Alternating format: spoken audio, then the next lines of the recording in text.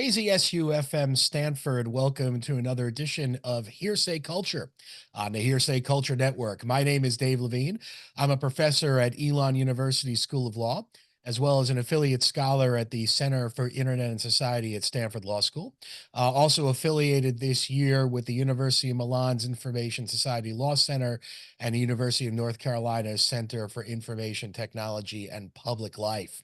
Today, we are very excited to have on the managing partner of GenLab and the founder of Ignite Talks, Brady Forrest. Brady has a quite diverse background and resume, so much so that I'm going to actually allow Brady to introduce himself better than I will. But aside from those two involvements, he's also been involved with the Long Now Foundation, has been involved in the crypto world, and is an angel investor in a variety of AI ventures through GenLab. Brady is well known to the wider community of people focused on technology in the future through the Ignite Talks, which have received wide acclaim and prominence in connection with TED over the last multiple years. So we're going to talk a bit about that. We're going to talk about AI. We're going to talk about how we think about the future and how bad human beings are at dealing with the future. We're going to talk a bit about crypto, about Bitcoin. I have an interesting quote, interview quote from a BBC interview that was done with Margrethe Vestager of the EU that we're going to go through. So pretty wide-ranging discussion here on Hearsay Culture and the Hearsay Culture Network. Brady is joining us via Zoom. We're recording on August 16th, 2024. Brady, thank you for joining us on Hearsay Culture. Absolutely. Thanks for having me, Dave. It's great to be here. And I'm calling in from San Francisco. And from San Francisco. So, we're going to be beaming this right out from the Stanford campus. So people that know you and know your work will be listening in terrestrially and as well as via podcast. So I euphemistically, by the way, refer to where I am as the East Coast studios of KZSU, as I live and work in North Carolina. I use it as a joke, but it's a good line. All right. So Brady, let's jump right in. Like I said, your resume is quite diverse. People know you from Ignite. They know you from other work, but how do you describe you? What is it that you do and what is it that you focus on? I describe myself as someone who's into tech, media, and investing. And I've had different phases of my career where one has leaned more heavily. But I started off as an engineer, was in the Army Reserves, did supply chain management, and then was helping out a friend with a music.com.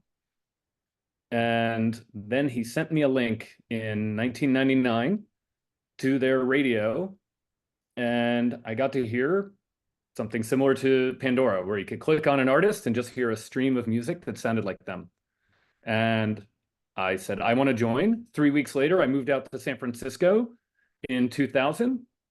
And then 6 months later, at my very first Burning Man, I had to decide if I would take a job offer with Microsoft. And we became Mongo Music, became MSN Music. I was at Microsoft for 6 years. During that time, I was on the founding team of what later became Bing, and that was an amazing experience. And I went to O'Reilly Media. And that's where, that was just an amazing, huge break for me. Wonderful experience. Tim really mentored me in a lot of wonderful ways. And I chaired conferences around the world. Part of my job was finding people in the zeitgeist who were making the future and putting them on stage or helping them get books or writing about them. But along the way, I realized it was kind of hard to find people at the beginning of their careers to then get on to stage a year or two later. Right. And so my friend Bree Pettis and I decided to create an event where we could have a bunch of 5-minute talks. And all these talks, 5 minutes long, 20 slides, 15 seconds a slide. So it is a very intense format. We did one in Seattle, and then it spread around the world. And so 17 years later, I'm still running Ignite. It's both a speaker series and a talk format. And Ignite's brought me around the world. It's amazing. After After I left O'Reilly, I went into investing and I spent some time with some venture firms, then went and started Highway One. And Highway One was a hardware accelerator, and we helped out hardware startups. This is in the days of Kickstarter and very heady days of like backing new gadgets. We would help them actually figure out if they could get it manufactured, which was the key to not having disappointed crowdfunding fans. Some of those companies are still around today. One of them went public. But what I found over time was that the ones that were most successful were actually B2B. Those consumer hardware startups were really, that was a tough, tough business. Then I went to work at MobileCoin, which was a privacy protecting cryptocurrency designed for payments. It's in Signal Messenger. So if you're a Signal user, then you can actually send payments fairly easily. It's not as useful for people in the US. We have Venmo, we have PayPal, Right. but overseas, crypto is a lifeline in a lot of places. And now I'm running GenLab, working on that with my co-founder, Daniel, and we are building AI applications for critical infrastructure. And so we have a belief that right now we're seeing supply chain faults, energy grid being taxed, and we think that there's a place for new companies focused on these ecosystems. In my spare time, I still do Ignite, I still go to Burning Man, and I work with a couple of human rights organizations. I do want to mention or ask you a little bit about Burning Man very quickly. Burning Man's been around now for, I don't know, about 30 years. I mean, it's been a long time. People, I saw in your bio that you spend time there, and I'm curious whether you found speakers or gotten ideas through that repeated process, because a lot of what Burning Man's ethic, at least in its founding, had been was not only communal, but also this concept, which you have as well, right, of igniting new ideas, of new ways of fellowship, of new ways of relating to each other. How has Burning Man influenced that experience, influenced this other work you've done? I think Burning Man has been one of the most important influences on my life. I'll be going next week for my 20th burn with my wife and a bunch of friends. I will be hosting the 10th Ignite Black Rock City there with, I think, some previous Hearsay guests, Kevin Kelly, Phil Rosedale, some other people. Right. Yeah. I've made amazing friends, built amazing communities, and been exposed to amazing art while there.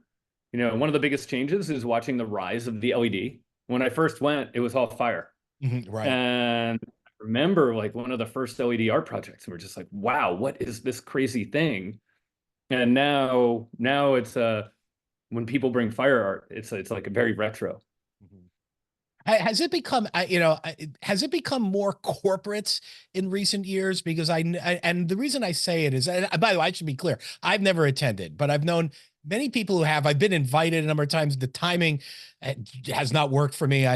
For me to cancel classes for Burning Man might not fly with certain places. But my question is, early on, the people that were going to it, much like the internet, right, seem to have a lot of idealism around it. But in recent years, I've noticed that there are corporate sponsors, and there's lots of this other stuff that becomes the kind of the hangers on to new communities. Or am I, having not attended, am I speaking out of school? I personally don't see it as more corporate, and I'm not really aware of corporate sponsors, especially for the event, perhaps for the organization. But at the event, it's definitely, I would say, so there's the rise of the LED. Yeah. And then the other kind of big change in some ways is Instagram. Okay. And it's not Instagram on Playa, but it's people now take photos of their experience all the way through, whereas it used to be a fairly anonymous experience. And now it's become the place to take selfies and post. Right. And so that's part of bringing out that zeitgeist and really just kind of putting it in people's faces how spectacular the playa is. So let's turn a little bit, Brady, to a range of topics. But one thread that runs through your work, which I find interesting, is thinking about the future, but not just thinking about it, but kind of planning for it. And so, without going further yet, right? How do you describe, or how do you see that vision playing out in the work you've done, whether it's Ignite and your relationship with Long Now, investing in the AI space, create, which I do want to talk about later, creating a privacy centered crypto medium, which can be quite useful. How does futurism or thinking about the future play a role there? I think the best way to, you know, create the future you want is to invent it. And I've really made a big part of my career in trying to find the people who I think will be the best inventors and trying to amplify them. So I look for the future that I want, and I try and find other people who are going in the same direction, and I try to amplify them. And so I do that through Ignite, through other conferences, and now through investing. And at GenLab, I should mention, GenLab is a venture studio. So we are going to be creating companies. We're a company that creates companies. And so we'll be building a number of companies to try and move the future in the direction we think is right. And so in our case, that's to build resiliency. Why call it a studio? That I mean, I think it makes sense, but that's a particular word with a particular meaning in the design world, in the creative world. Why studio? Sure. I mean, another name for it would be an incubator. We're going to incubate ideas. But kind of what, everybody has trends. In the long now, there's like levels of how fast something moves. And if you think of this as a fashion trend, the fashion right now is to say a venture studio. But, harkening back to Bill Gross with Idea Lab was one of the first incubators. My friend John Borthwick at BetaWorks made an incredibly successful venture studio focused on like iPhone apps and kind of the beginning of the social web. And so by having this place where you have a team who's then spinning out a bunch of ideas that become projects that then become companies, you're sort of like a movie studio where you're producing a bunch of different works and you have an opinion and you are betting that, some of these companies or some of these movies will work. Some of them won't. And we know that. But we think by being opinionated and by working together and learning from the mistakes of company one for company six, we have a better shot.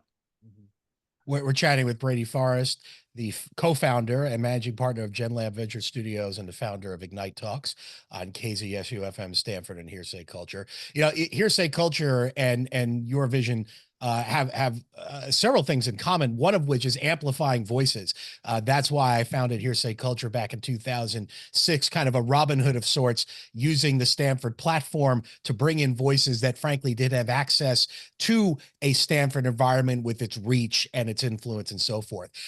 And from that perspective, you've talked about, and you use the phrase long now, and we've talked about the future, but I want to make sure that my listeners understand what that phrase or name long now actually means, because it has a temporal aspect to it, but it also has very much an action oriented angle to it. So how do you define long now?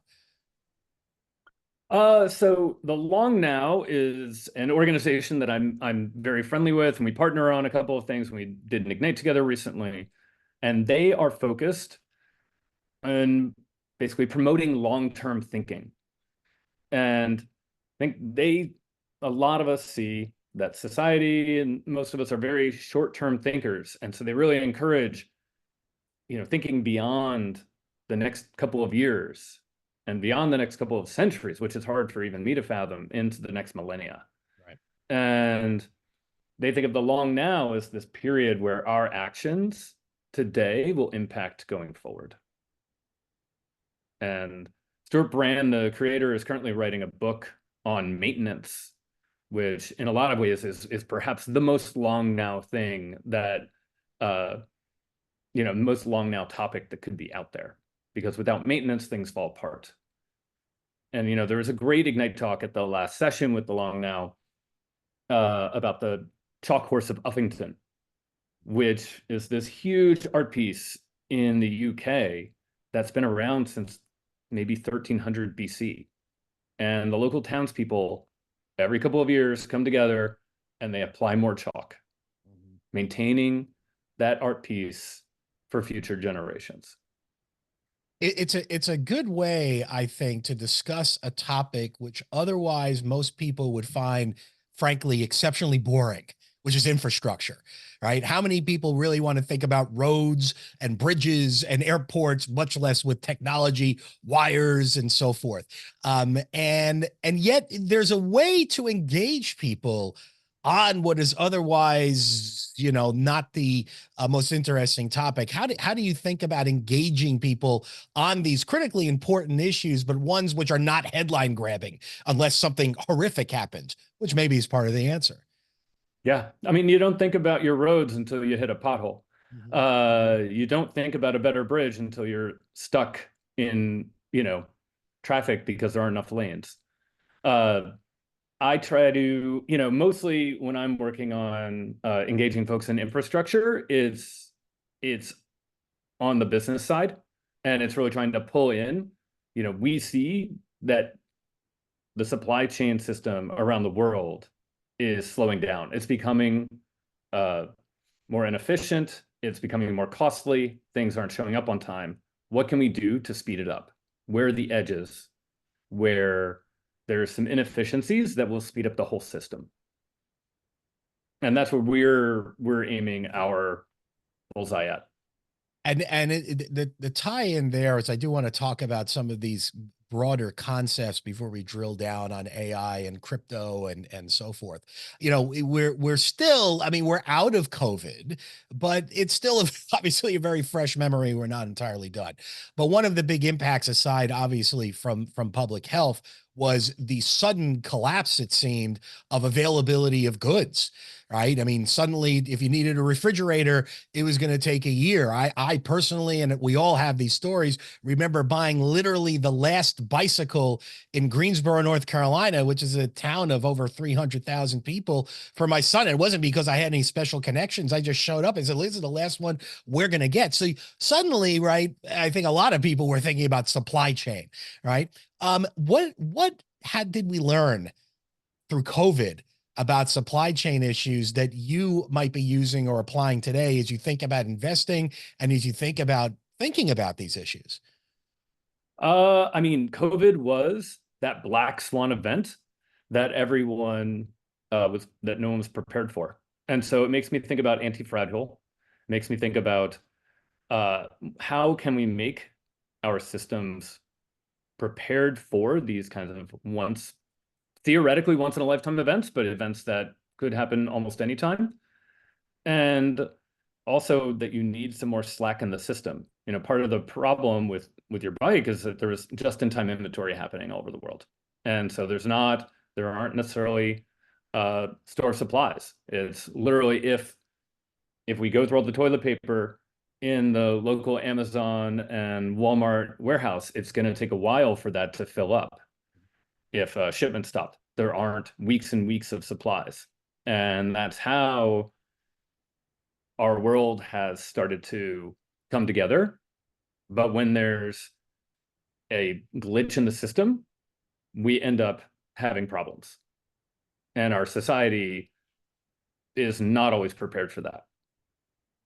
Well, we don't, we had talked about this a little prior to our discussion here on Hearsay Culture, Brady, and we're chatting with Brady Forrest on Hearsay Culture and KZSU-FM Stanford. We talked about the fact that human beings are not very good at solving problems that aren't immediately evident, right? I mean, maybe now sort of climate change in the United States maybe has a little bit more currency as we see these horrific weather events happening frequently, and buildings and other infrastructure that weren't designed to deal with these kinds of problems failing.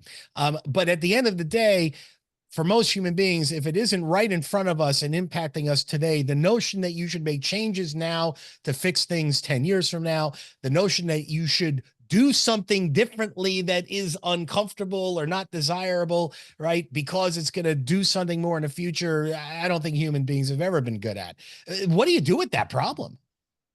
I mean, personally, I'm not trying to solve it at the consumer level. Yeah. I mean, I'm working on it at the sector level Mm-hmm. and trying to make some of our systems more efficient that way, and really putting a lens on that. For human beings and consumers, I think that's a whole different challenge. Well, And one, yeah. well, it's one at institutions, though, and I want to talk about some of these values that the Long Now Foundation puts in for institutions. But I want to push back on that a little bit, right? Because the same readily right problematic issues can happen at an institutional level, right? I mean, an institution might think, there's a better way to make this decision. Right. We should really have more input from stakeholders. We should really more committees. We should, but you know what? At the end of the day, it's a lot easier for me to make the decision and to tell you what to do, or it's better for us to just have our process that's not written down, that isn't well understood, and no one's going to really complain. So isn't the same problem existing at the institutional level as opposed to the consumer level, or am I simplifying it too much? Oh, no, no. I mean, I think institutions have tons of problems, and committees and overregulation is definitely something that slows us down. Every time that there's a new rule, you know that something went wrong Mm-hmm. somewhere else. That doesn't mean that that rule should hamper uh, building or new construction. You see that in San Francisco right now, where new friends of mine are trying to build a home, and they're basically like, well, into maybe 3 years, we get to move in. That's insane. It's a wonder that they are have the patience to make this house. Right. You've triggered the law professor and lawyer in me when you say new rules means the problems occur. This is what happens, Brady, when when you talk to a lawyer on hearsay culture. So rules also, of course, I don't want to go too far into the weeds, can also solve problems that have recently been identified.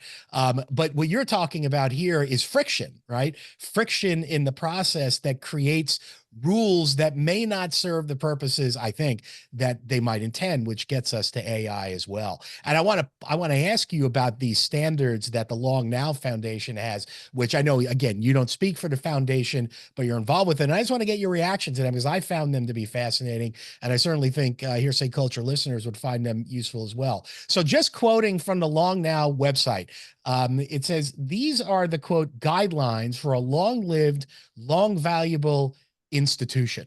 All right, and here are those guidelines. It's summed up, and I'm just quoting: serve the long view, foster responsibility, reward patience, mind mythic depth, ally with competition, take no sides, and leverage longevity.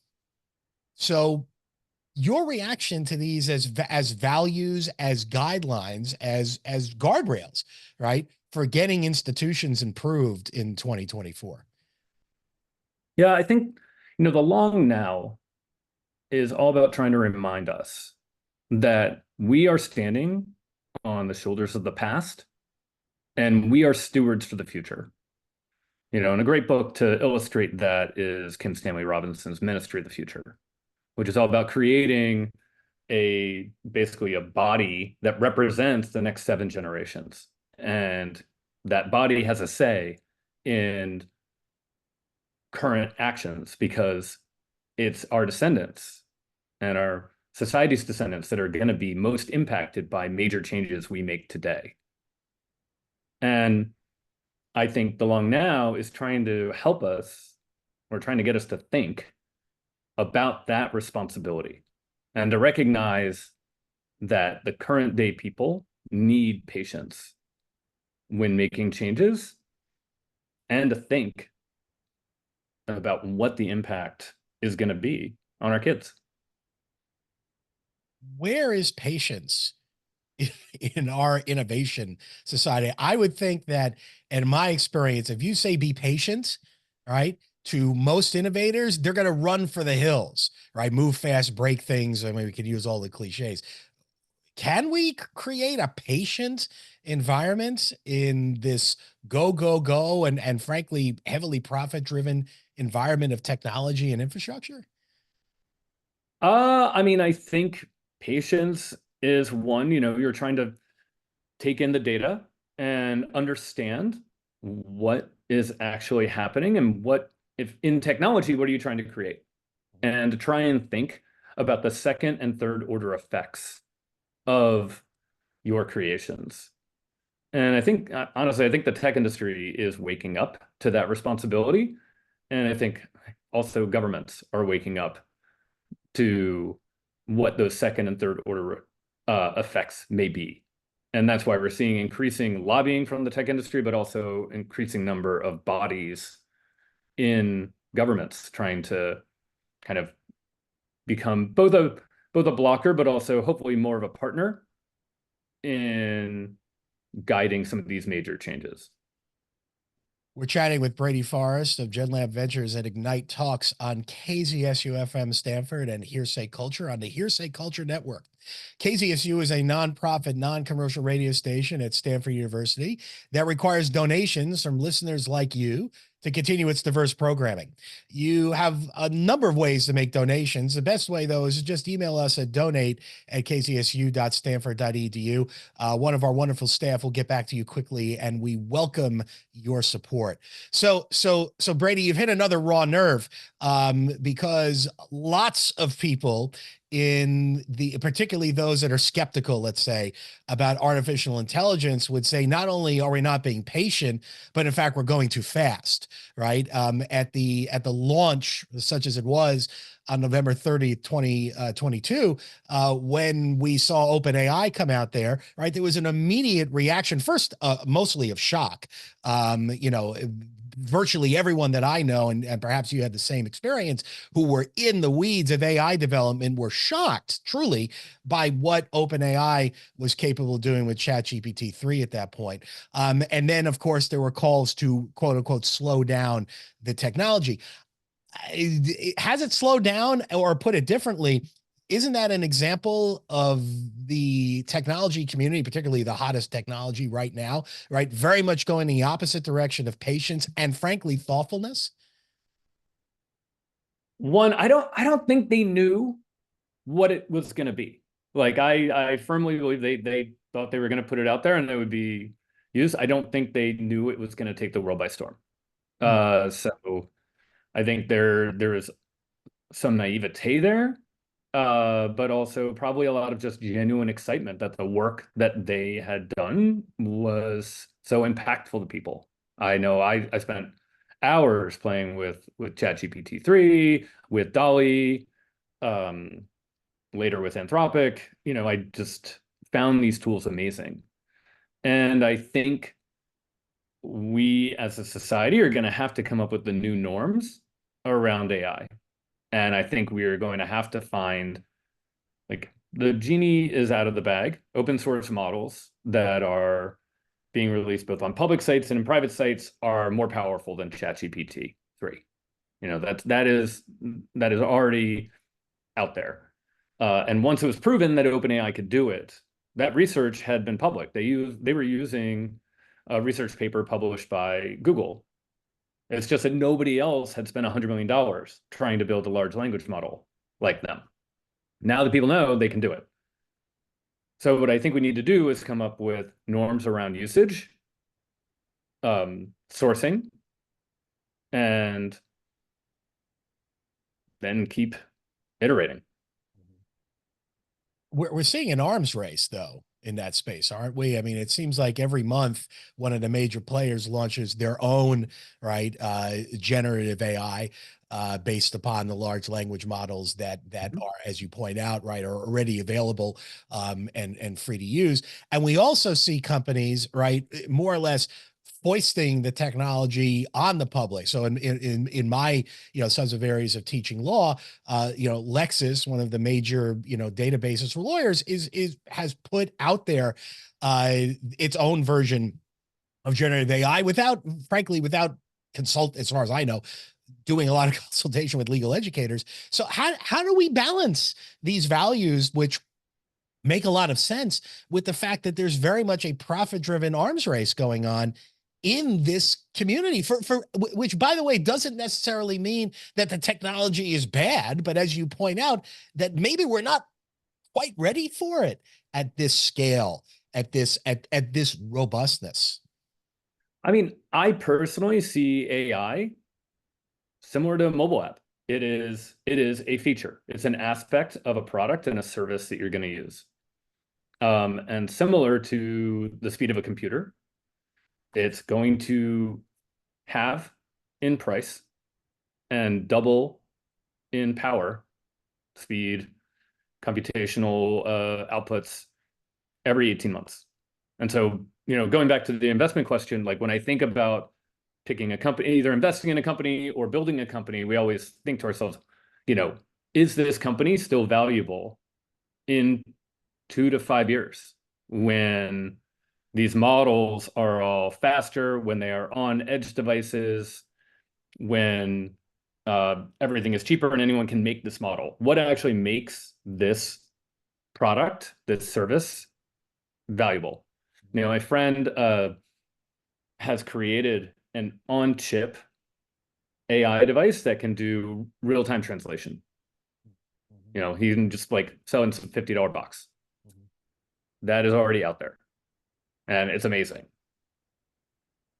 And of course, right, to be clear, for every there's a phrase which is used, or names used, doomers, right, which I'm not a big fan of the phrase, but I'm using it, right? Doomers, people that, there's obviously people who are pointing out the variety of ways that this technology now and in the future can improve human existence and solve problems that we're unable to solve based upon the limitations of the human brain, which gets us, and before we turn away a little bit from AI to some other topics, to an interesting interview that I want you to comment on. This was an interview that the BBC did with Margrethe Vestager, the EU's Commissioner on Innovation, and she was asked about, and this interview is from May of 2024, talking about the new AI Act that passed in the EU. You're not a lawyer, and I'm not asking you about the law. I want to be clear about that. But she had an interesting take on the existential threats of or potential existential threats of artificial intelligence, and why it was important to think about these things now. And so I want to ask you about that in the context of long-term thinking, in the context of the long now, and also we'll tie it to the work you do with Ignite. So here's the interview again from BBC, May of this past year. Margrethe Vestager. And of course, there are the existential risks for humanity when it comes to AI. They are in the future, but not in the too far future. And I think you can better relate to those if you deal with the existential risks for the individual. Because it is an existential risk if you can afford a mortgage, but you cannot have it. Mm-hmm. If you need treatment, but you're not given the right treatment because the algorithm doesn't know that you're a woman, and because of that, your symptoms are different than what they were for a man. So I think if we are careful now, when something is at stake for the individual, we'll be much better at preventing things that can undermine how humanity is working. Your reaction?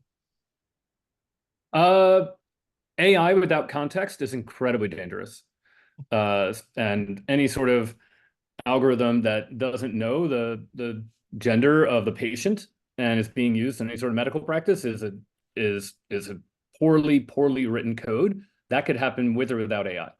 I think I think the way AI will be the most powerful and the most useful for society is when it's paired with a human.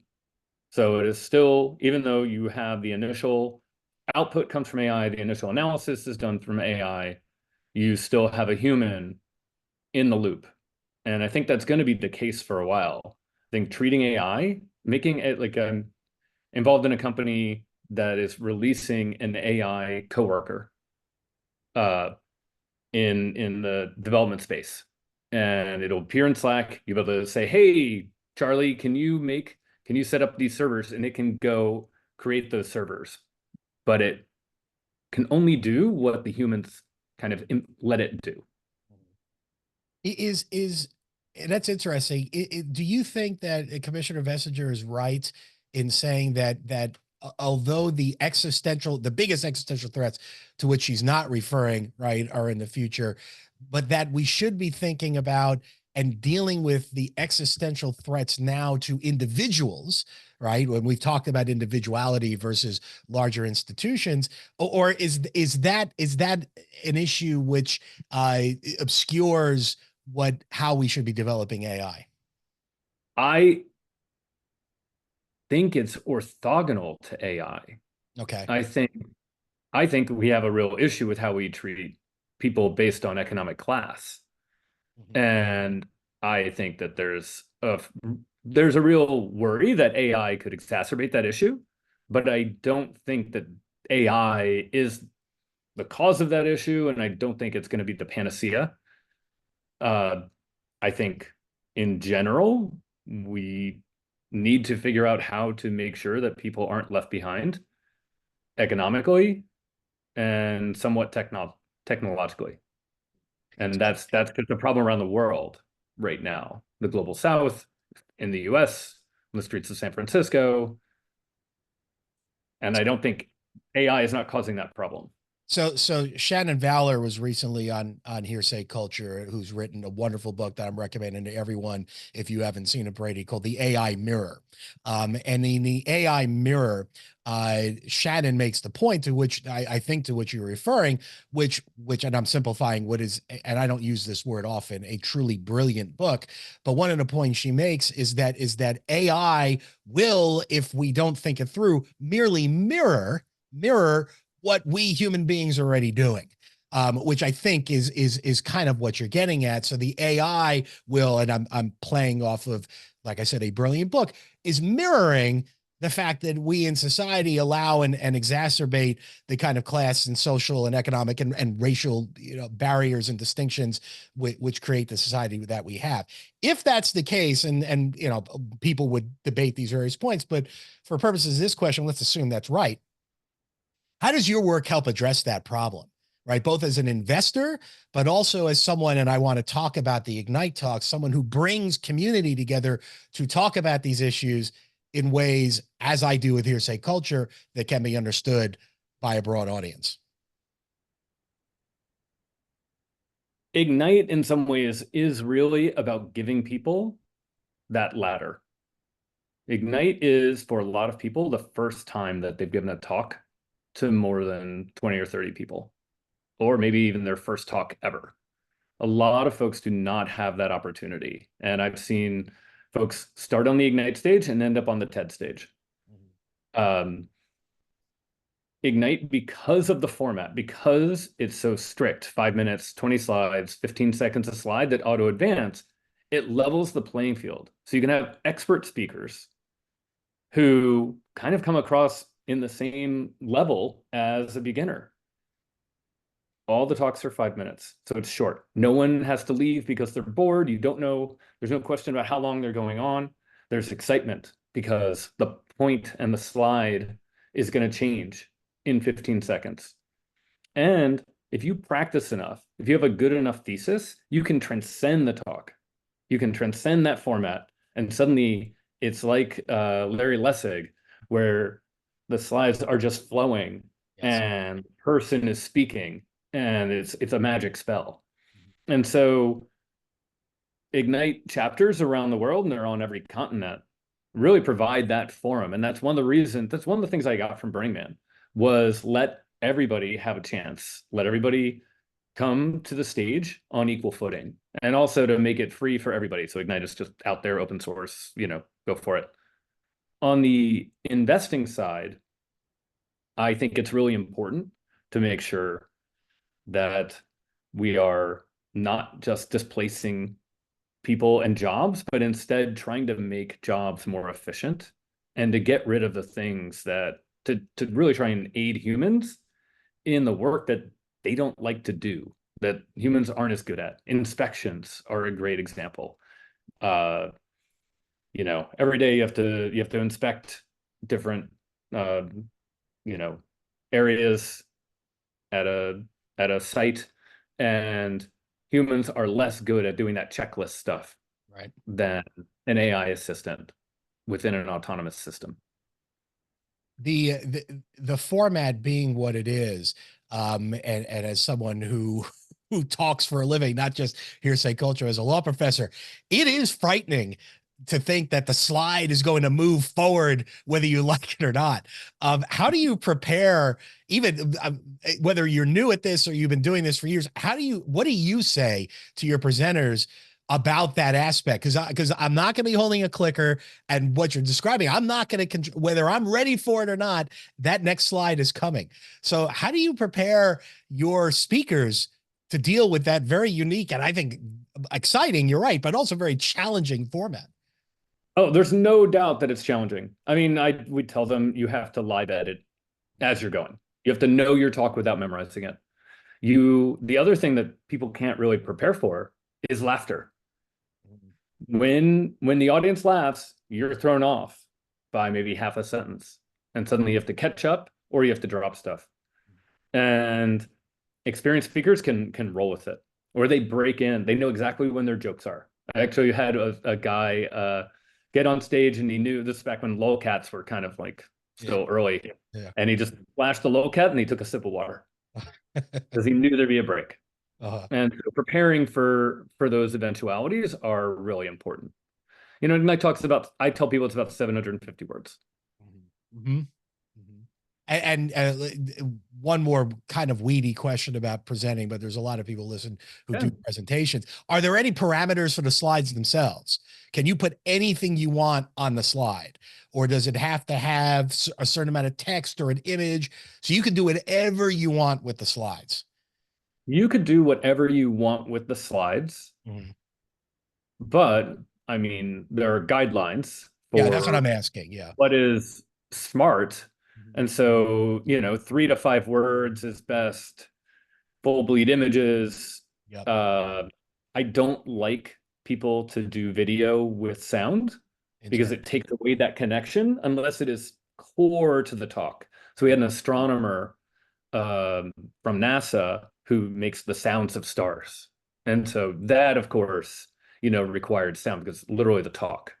And at TED Next, where I'm doing the next Ignite after Burning Man, we're working with Snow Raven, who's this amazing a cappella singer. And she's going to be singing different sounds and explaining their significance. And then at the end, we'll weave them all together into a song. It's so I mean, that's also part of it is because there's such a cadence, you can do interesting beats like that.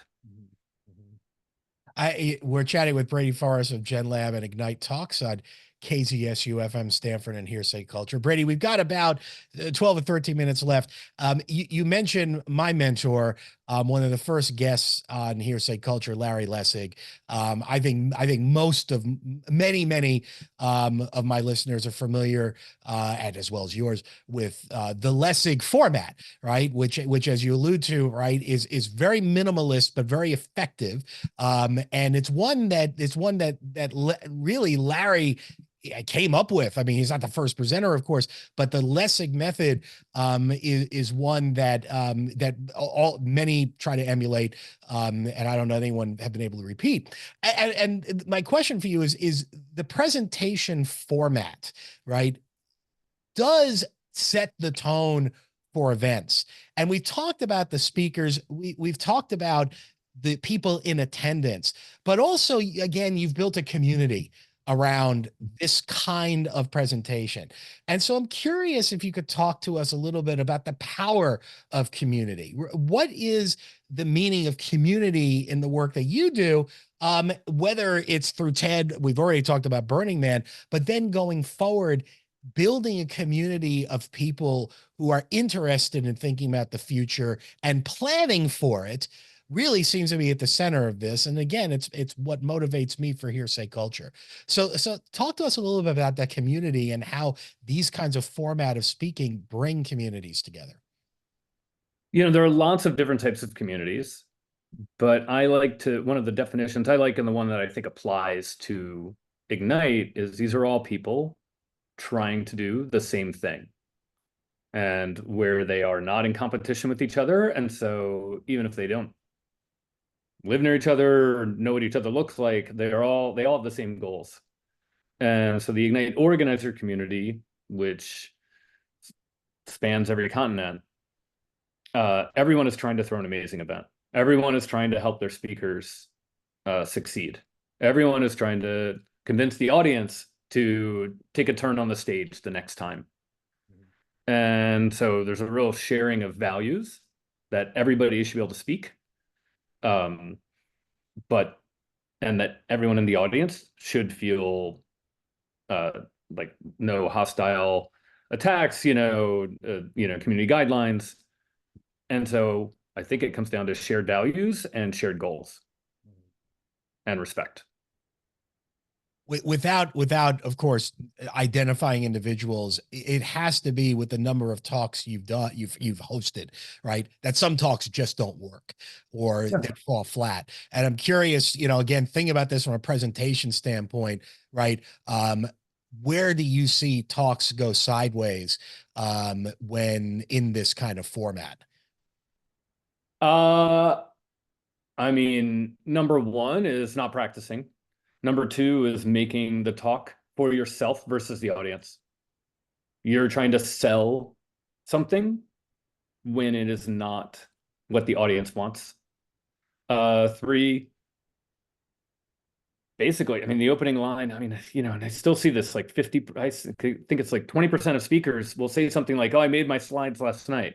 You immediately disrespected the audience and said you weren't prepared. I don't respect you. I'm giving you 5, 10 minutes, 20 minutes of my time I'm taking that time. I didn't actually prepare for it. Mm-hmm. And sometimes the talk just isn't ready. I learned early on, I think it was like Ignite, like let's say 5 or 6 in Seattle where I started it. And someone had said they would do it. And then a couple of days beforehand, they were like, "Hey, Brady, I just don't have time." And I put a little bit of pressure. It was like, "Hey, people are really counting on this. I really want you to speak." And he got up there and he wasn't ready. He was right. And now I honestly, the talks are 5 minutes. I always bake in 1 or 2 in case somebody drops out. What, as an educator, one of the things I come across a lot and increasingly come across is the concept of the imposter syndrome, right? Students, and I'm teaching law students. So, these are mostly people in their early 20s, obviously, beginning a new career. For the most case, they haven't had any other career. And there's a lot of concern particularly, and I don't think it's just because we come up with a term for it. I think, and it's a topic for multiple shows why it exists, but the nutshell is, right, they feel like they're not adequate, they're not prepared, they're not positioned, and frankly, they don't deserve. It was just an amazing word to use here. They don't deserve the power to speak on the law, to offer an opinion different than the professor, to take a position without having every bit of information. And while at one level you could look and say, well, they respect knowledge, what I found it is a lot of lack of confidence and really preparation in being able to, and I'm going to say very starkly, be able to form opinions on their own and with the confidence of understanding what learning is like. And so I don't know how many times I've said to students, without getting into the psychology of it, right? Just say, look, you're a student, right? I don't expect you to speak like me. I've been doing this for decades, and I'm a law professor. You're a student. it's not disrespectful to offer a different position. You don't have to always be right, right? You can move fast and break things. And I don't have any great answers here. It's a work in progress. But I'm curious whether you've seen the imposter syndrome issue arise, and particularly in new speakers or people who haven't done it before, whether you've confronted those issues, and if so, how you address them. I run into this all the time. I've also definitely felt the imposter syndrome many times in my career and before getting on stage and when writing a talk. And this is where I think like Ignite is a great opportunity for folks because it is just 5 minutes. And you can source your materials. You can say, I am basing this talk, I read this book and here are my thoughts on it. Or, here's this topic in preparation, here's point one, I got it from this source, and talk about it. And by leaning heavily on these other experts or other sources, over time, people can wean themselves from that and start to form their own opinions while still acknowledging where they got the data from, but they don't have to lean so heavily on it and make it more their own talk and their own topic, and recognize that just by voicing an opinion, that doesn't mean that everyone sees them as the end-all be-all expert on something. And do you find, therefore, I'm curious if you follow up with speakers, what they have to say about that? In other words, I can imagine people's confidence increasing. You said people have moved on to TED and other areas. What other feedback have you gotten from people who had those feelings about not only giving a talk, but also giving a talk, let's be clear, to an audience, and as you pointed out, are there to hear you and are expecting a certain level of quality? So my personal motto for Ignite is let's make rock stars. Like you're giving people that chance to be on stage and feel that energy. In San Francisco, we have 400 people in the audience when we do it in the mission. And most people say that was one of the hardest things they'd ever done. If they're an experienced speaker, they're often like, this was one of the hardest talks I've ever written, or hardest talk it was for me to write. It harkens back to Mark Twain's quote, if I'd had more time, I would have written a shorter letter. Right, right. And we have some people become almost like Ignite junkies, where they apply for a different talk every time. And some of them have become really good speakers in the years from doing that. Before I move away from Unite in the last few minutes we have, where are your next events for those that want to follow up?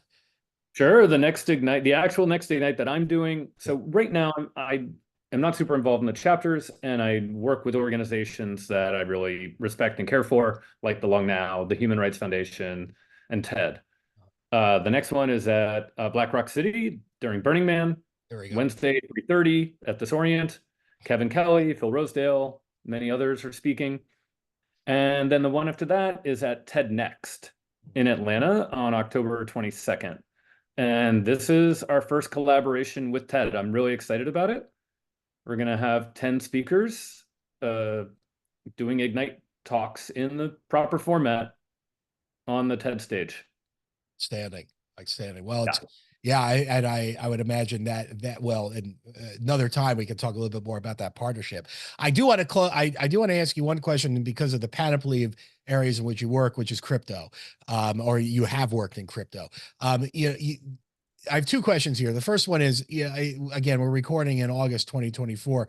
The crypto community has been, not aside from being beset, right, with fraud, Bankman-Fried and so forth, but also we've just seen kind of the allure of crypto kind of fall, even though there's still plenty of money being made in the space. I'm just curious, as to be clear, as an investor, right, and you're focusing on AI, but I'm curious as an investor what your take is on the state of the crypto community now. And this is kind of like like an advisory call of sorts, meaning I'll give you a couple of minutes to answer that one. What's your take and where we are? Yeah, I went into crypto because of MobileCoin. One, I knew the team. I'd been working with them from the very start, and I appreciated the opportunity to put an encrypted payments chain into Signal as a really potentially important advancement. again, listeners in the US may not really think about it, but there are a lot of places where your payment history and who you pay becomes a liability. I work with Ideas Beyond Borders, which is, I'm on the board of that with Steven Pinker. It's a nonprofit focused on the Middle East that translates Wikipedia from English into Arabic. And they've translated, of the 35,000 articles that are out there in Wikipedia in Arabic, they've translated over 30,000 of them. Enough that you can now do machine translation. Now, the way they pay their translators, and there's over 100 of them in Syria, Jordan, Iraq, Iran, is they communicate through Signal, and then they have to send it sometimes through Western Union or other methods. If you're a young person in that region, you go to Western Union, it's known you're working with folks in the West, right, and you can be. Right. So they worked with MobileCoin as a way of trying to pay their translators. And so that's just kind of how I got into this space. I was there for 4 years. It was very eye-opening.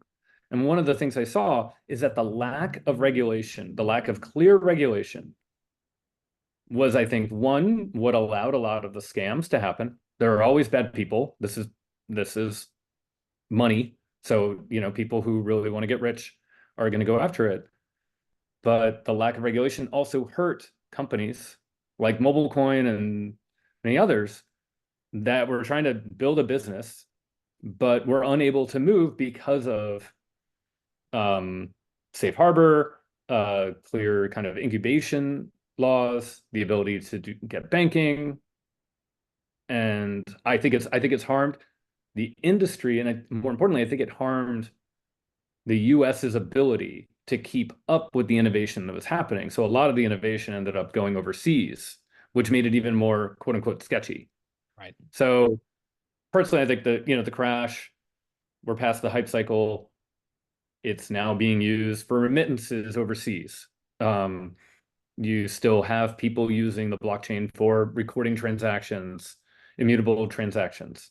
And I think it's going to become more of a underlying technology that's used rather than the big hype that it was a couple of years ago. Well, and to your point about how it's used elsewhere, particularly in Signal, yesterday, again, we're recording August 16th, but yesterday it was reported that a Russian ballerina who lived in LA but went to Russia to visit her family, was sentenced to 12 years in a Russian penal colony for sending $50 to a Ukrainian charity. The ballerina Senia Karolina could have, and again, it's tragic, but to your point, right? Had she used Signal, which I presume she didn't, that transaction may not have been known. Although of course, as great as Signal is, there are ways as well. But the point is, right, those kinds of transactions, right, in repressive dictatorships like Russia, right, can cause this kind of harm. Let me close very, very quickly, and we're chatting with Brady Forrest of Gen Labs and Ignite Talks and a variety of our ventures. Just to ask you, in closing, and there's my clock, but just ask you in closing, to what do you attribute, right, ultimately your success in battling upstream through all of these careers, right? I'm thinking about my students. I'm thinking about listeners who are starting out. The one crystal piece of advice that you would give based upon your extensive experience. I see it as luck. Luck, though, is defined to being, prepared and open. Mm-hmm. And so I took quite a few chances over my career. And I also walked away from some, what would potentially be Silicon Valley lucrative type opportunities because I wanted to keep doing what I enjoyed. Mm-hmm. Ignite is fun. Ignite is not lucrative. Yeah. So I've just tried to do things that I wanted to do and take chances. Brady Forrest of Gen Lab, of Ignite Talks, and a variety of other affiliations.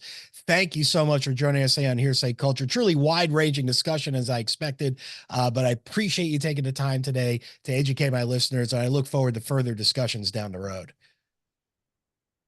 Thank you very much for having me, Dave. and can't wait to come back. See you at an Ignite. Yes, I look forward to it. I may try to make my way down to Atlanta. In fact, so I'd look forward to doing that. You're listening to Hearsay Culture on the Hearsay Culture Network. Check out our other shows: Uneven Distribution with Denise Howell, R&D with D&D with Denise and me, as well as other shows that we have going and opportunities to build our community here at Hearsay Culture. But for now, please stay tuned to KZSU for more diverse programming, and have a great day.